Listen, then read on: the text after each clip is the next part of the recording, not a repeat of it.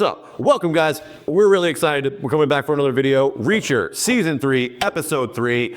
They dropped all three at once. We watched all three at once, but we were reviewing them individually. So there was a bit of bleed through in our first two videos, but in this one, we don't have to hold anything back because at this point, you've seen it all too. So we're gonna drop it in, share with you guys what we thought of Season 3, but we also wanna hear what you thought as well. Share your theories, share your discussions down below in the comments. And if you wanna do over the Patreon, the link's down below as well. Early access, shout outs, cool stuff, and it helps with our videos. Without any further ado though, let's get into the action. This was a good one, Reacher, Season 3, Episode 3. Yes. Angel's missing. Reacher's covering his tracks really well. Duke is suspicious, but still trusting Reacher for now. Beck's criminal empire is bigger than expected. Julius McCabe is the real boss. Yes. So we hear that name multiple times throughout the episode. Reacher finally gets some sleep, right? And then gets put on babysitting duty. It's a big day. We find out it's a big day. Big day at the house. Something big's happening. Boss man's scared. We don't know why, but he's acting a little erratic, a little scared. Reacher notices it right away that like, this is not normal. What's going on? He shows up for work. Right, yeah. The boss is immediately upset because, well, one thing that we didn't touch on is that Reacher goes back to dispose of Angel's body and the two drivers show up. And so himself and the DEA agent now have to end up disposing of those two as well. And so now, you know, they have three missing people from the family team, the business, if you will. And the boss is immediately upset because he's like, hey, it's one of our biggest days and two of our, you know, star drivers, our most reliable people are gone. He said something about like, it's Christmas Eve and the elves are missing or something like that. Yeah, Angel's MIA, he's not answering the phone, like he's not, no one can get a hold of him.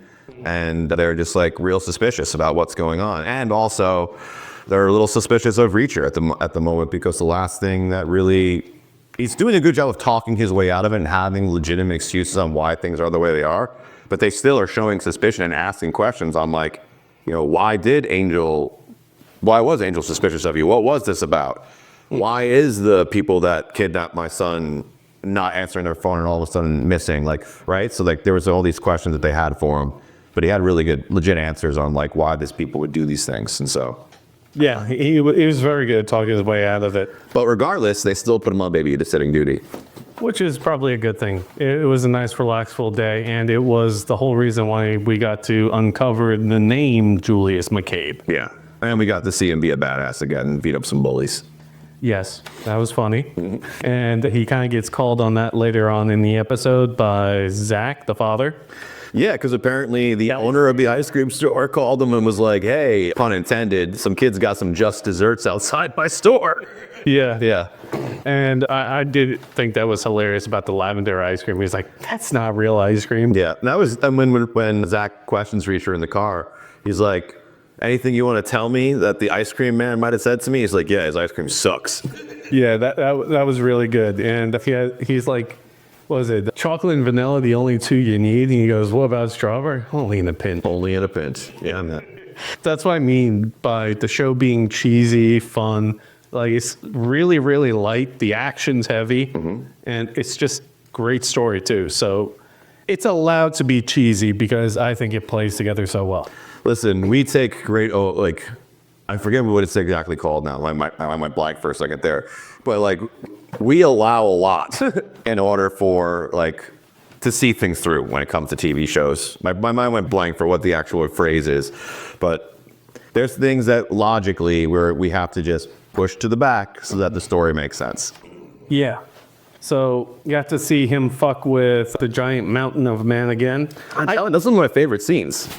When he drives by real close to him? Yep. That's one of your favorite scenes? Yeah, and that's when you kind of get the bonding beginning in the car with Reacher and Richard.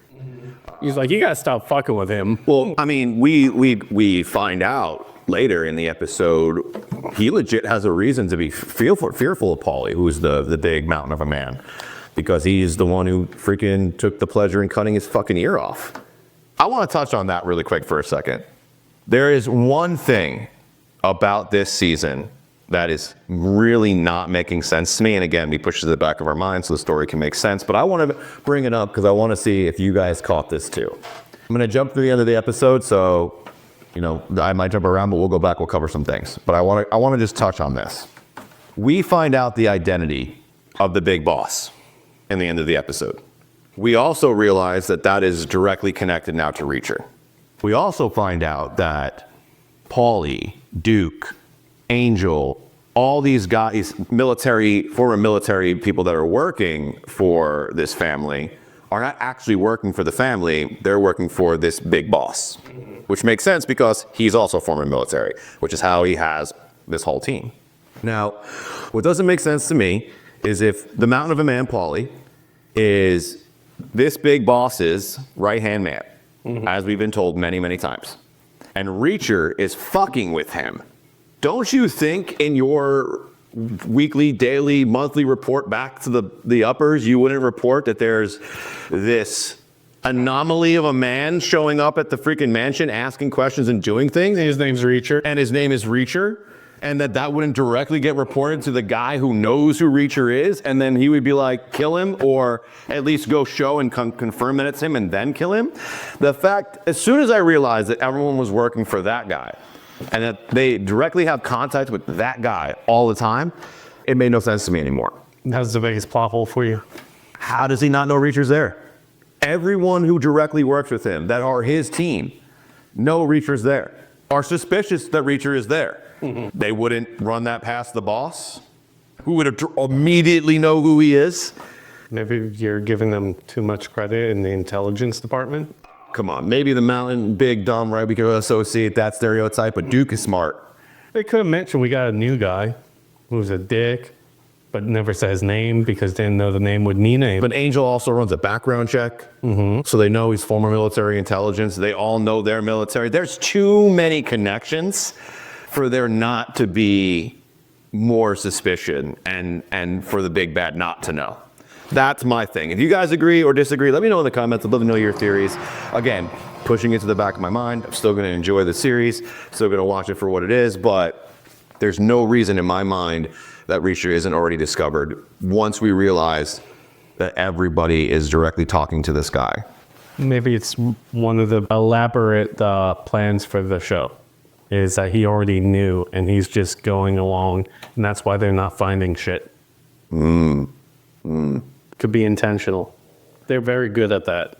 And that would all make sense. Yeah, let us know in the comments. Yeah. Well, it could be another Dexter where I'm like, this character makes no sense to me, and then we find out exactly why. Yeah, exactly.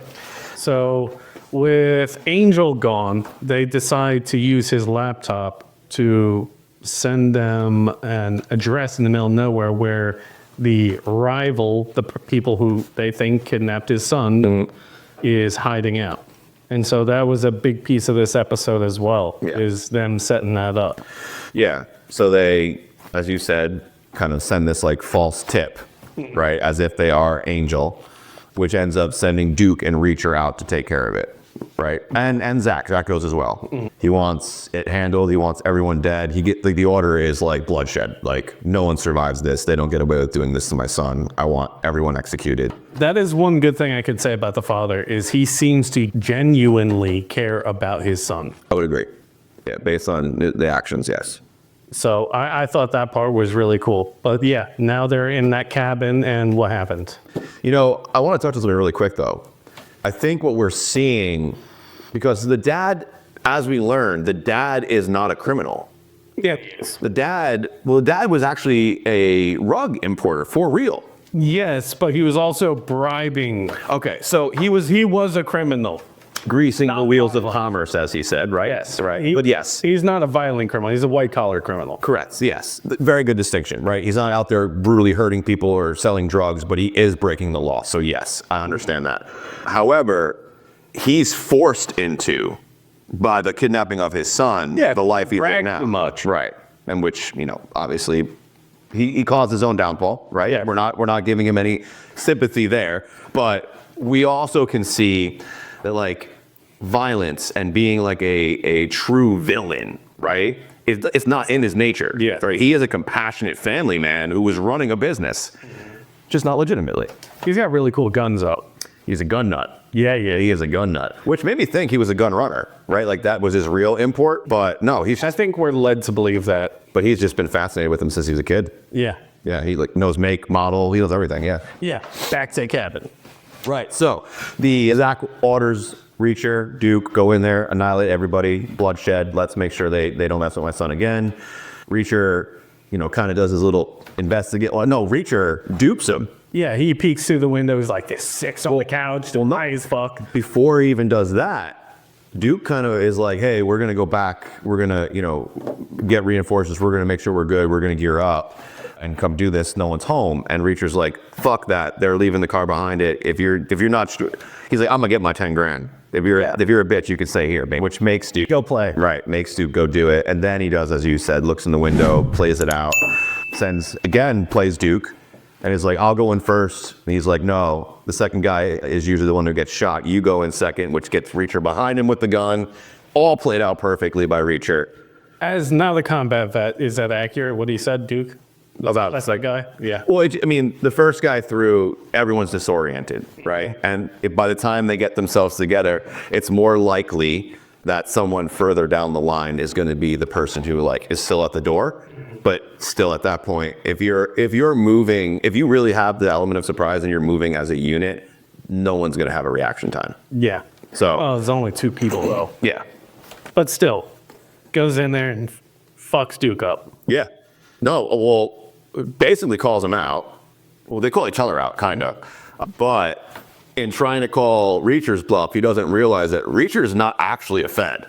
Reacher is technically just like a contractor working for the DEA at the time. He's an informant. Yeah.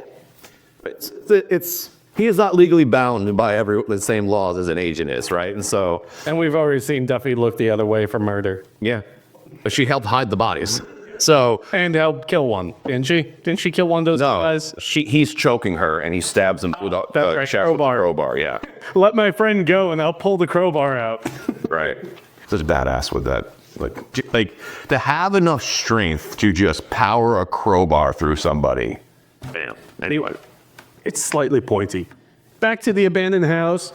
Duke calls him on the chaise like, you can't do shit to me. You're working with them. And he just shoots him in the head. Well, he realizes he's not going to get any information. But he shoots him in the head with Angel's gun. Didn't he? Wasn't that Angel's gun he shot him in the head with? Right after that, he starts shooting up the whole house with all the guns in the house. And then he rips the freaking stove off the wall, rips the gas out, throws shit in the microwave. 30 seconds was kind of a little bit of time. I mean, I get Hollywood stuff, right? Yeah. But honestly, typically you'll just throw the microwave on 20 minutes or something. It's going to stop counting down when it blows up anyway. Doesn't matter. You don't need to be that specific. Sorry, that bugged me a little bit. Again, we have to push it to the back of our mind and not be logical about some of it to make it make sense. Yeah, but he shot the whole house, and then after it explodes and he's running out for dramatic effect, cool guys never look at explosions. Right. Look back. Nope. And he gets back to the car with Zach, the father, and kind of shows him the gun. Yeah. So you asked if he shot him with Angel's gun. So my mind went to rerunning the scene in my head. And let me know what you guys think in the comments, because maybe you guys caught these details a little bit differently. But when he first comes in, he grabs the gun from the trunk and goes in with him. He shoots him with the gun he got from the trunk, grabs his rifle, starts shooting up the place. Then when those guns are empty, throws them down, takes out Angel's gun, starts shooting that around. Mm-hmm. When that's empty, smashes himself in the face. Yes. Puts it back in his back in his belt. That's when he starts ripping things apart, basically creating a bomb. Mm-hmm. And so I don't think he uses the gun because with the bomb, there's not going to be any evidence, right? That's why he does it. So I think he does use the gun as a connection in the car, as you mentioned, but I don't think he shoots him with it. Okay. Yeah. That's where we got the whole backstory on the gun and how it's a super rare gun. Yeah, so with the immense knowledge that Zach has about weapons and the fact that he actually gave it to Angel as a gift, immediate connection, and then Reacher, as we've said before, plays out the story so well. So he could be a gun runner. I mean, it makes more sense too because veterans smuggling stuff. Yeah, but Quinn, his original offense was selling information, selling secrets. Okay. I mean, gun running wouldn't be too far off, right? You are right. Military gun running makes sense. Like, Second nature, stuff you already know. It's a skill you already have. Yep. Advantage of that. the one thing I wanted to add to that is Reacher he tied in all 3 deaths to that explosion so well. He said there were 8 people there instead of 6. Two that had gone away. Yeah. Duke got killed. Angel was there, but he was a bad guy. He had turned. And he actually set the whole thing up. And that the 2 drivers that were missing were actually in cahoots with him, and they were there too. So now everything just got a bow on it, for Zach at least, on where his guys were, what's happening, and we get Reacher's little side smirk because he got what he wanted. He's now number 2. Yes. And the other piece that he accomplished with that was having Zach become even more paranoid. Yeah. That's why he got the solid number 2 position, I think, is because he was so fearful that those 3 had double-crossed him that he couldn't trust anyone else that's already on his team as well. Okay. I love that. Theory time.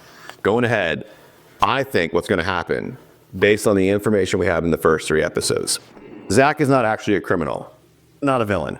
He is a criminal. I keep using that word loosely, but he is. He's broken the law. However, he does not live in a life of like true crime, like where he's selling guns or killing people. He's a spectator or a tourist. Right. He uses his money and power to make his life easier to get more money. But so white collar crime. He is now stuck in a life of true crime, where his own blood, his son, is out directly in danger all the time. Like 2 kidnappings, like shit happening, fears for his son, cares for his son.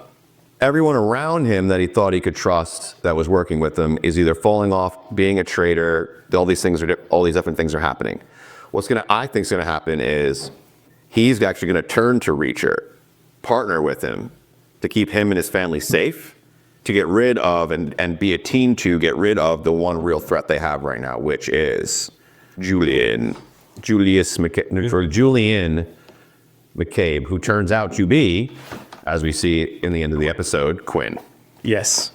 Yeah, it's Julius, not Julian. Yeah. Julian is Mayfair. Yep. That's why it's in our heads. That's why I got stuck there. So yeah, we find out that the man Reacher's been hunting the whole time is actually the man who's running everything. He's the guy in charge behind the scenes. He's the guy pulling the strings. He's the guy everyone fears. And now he's, I think, going to end up partnering with Zach to help keep them safe, use that money to overtake and free that family and take down Quinn. Let me know what you guys think. Are they going to partner up, or are they going to, what's going to happen? So biggest takeaways, Reacher covers his tracks, as we mentioned very nicely, cleans up Angel Doll's murder scene and the other 2 really well. Knowing Beck will start asking questions. Julius McCabe was revealed, and Richard finally confesses that his father's just a puppet. McCabe runs the show, and Reacher executes Duke. That was fun. Yep. Exploding the safe house, and which is probably going to piss off the DEA because it's their safe house. But we know Reacher doesn't give a fuck. Nope. And then Reacher wins back Beck's trust, and now he's the number 2 man to recap everything. So, will Paulie figure out Reacher's secret? How quickly? We know he's gonna, but how quickly do you think he's gonna figure out Reacher's secret? Well, based on our previous conversation, he may already know, right? He's just waiting for his chance to be let off his leash and be able to actually do something about it. You think that's why we saw a lot less of him in this episode? Well, he was directly involved with whatever shipment was coming in, and Quinn was there too. So maybe that's when the conversation happens and they find out. So one theme that we've seen in the first 2 seasons is Reacher has an interaction with the big bad, at some point loses, and then gets a redemption strike against them later on. How quickly do you think we're going to get that confrontation with Julius and Reacher for his failed attempt before he can rectify it later. Well, I would think next episode. Think so? Yeah. Okay. So let us know in the comments when you think that's going to happen, or if I'm wrong in your opinion. Yeah, I mean, it could change it up. Yeah. Yeah, so far, first 3 episodes have been exciting. It's been new. It's been more of the awesome Reacher, but with new elements that are interesting and I want to know more about. Yeah, new, more of the same, and a lot of fun. Yeah. So let us know what you guys have been thinking so far of these first 3 episodes, especially episode 3, which we just reviewed. And tune in every week as we discuss with you guys the episodes moving forward. If you guys really enjoyed this episode and want to check out some more, you can check out an entire playlist of stuff we have right here, as well as another playlist right down here of awesome stuff that you can check out, as well as something that YouTube thinks you would really like right above my head. But my name is Chris, as always with me. Liam? We'll see you guys in the next video. Peace. Find the strength hiding in each battle scar.